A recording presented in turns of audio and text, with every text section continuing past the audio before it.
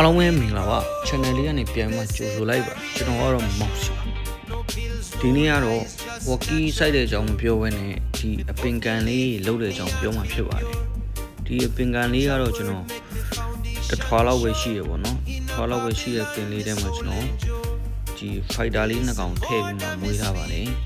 တစ်ချက်လောက်ကြည့်ကြည့်ရအောင်ဆိုတော့ကျွန်တော်အကောင့်ထဲမှာရောဒီငါးတွေမွေးရပေါ်တာရှိတာဗျဒီကန်ကကျွန်တော်ရိုးရှင်းရှင်းလေးပဲဗျအောက်ကနေကျွန်တော်ပေါ့နော်ဆက်မြေကိုထည့်တယ်ဆက်မြေပြီးတော့အပေါ်ကတဲထည့်တယ်ပြီးရင်ဒီခဲလုံးလေးထည့်အပင်လေးစိုက်ထားတယ်ပေါ့ဗျာရေလေးကတော့ဒီနေ့မှလဲထားတဲ့အတွက်ဒီကောင်လေးကရေကြီးနေပေါ့နော်ပြီးရင်အောက်ခြေမှာကျွန်တော်ရေညှိလေးတော့ရှိတယ်ဗျအဲ့ရေညှိလေးတောင်းလဲဒီကောင်လေးကဒီကန်ကရေကြည်နေတဲ့ပုံဖြစ်တာပေါ့နော်ပြီးရင် Q တော်တော်ထည့်ထားတယ်ဗျ Q တွေကလည်းကျွန်တော်တို့ဒီငါးတွေဒီအစားဆိုင်ပေါ့နော်ထွက်တဲ့ဒီစားပိုးတွေပါတယ်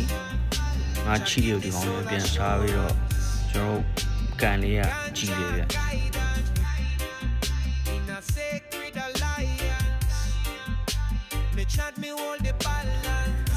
ဘရာဒါတို့လည်းညီကြီးပုံမှာပဲပင်ဆိုင်တာရိုးနေဒီအောက်လေးတွေမှာပြောင်းဆိုင်ကြည့်ပေါ့နော်တွေးကြုံလေးရတယ်ပြီးရင်ကျွန်တော်ဒီ fighter လေးတွေမွေးထားရတယ်နောက်ရကျရင်ကျွန်တော် fighter ဒီရိုက်ပြပါအောင်ပြီးရင် fighter မွေးတဲ့ညီကိုတွေပေါ့နော်စောင်းရင်းကြတော့ငါးလေးရမ်းတည်တယ်ဗျငါးမတည်အောင်ဆိုရင်ကျွန်တော်တို့ပေါ့နော်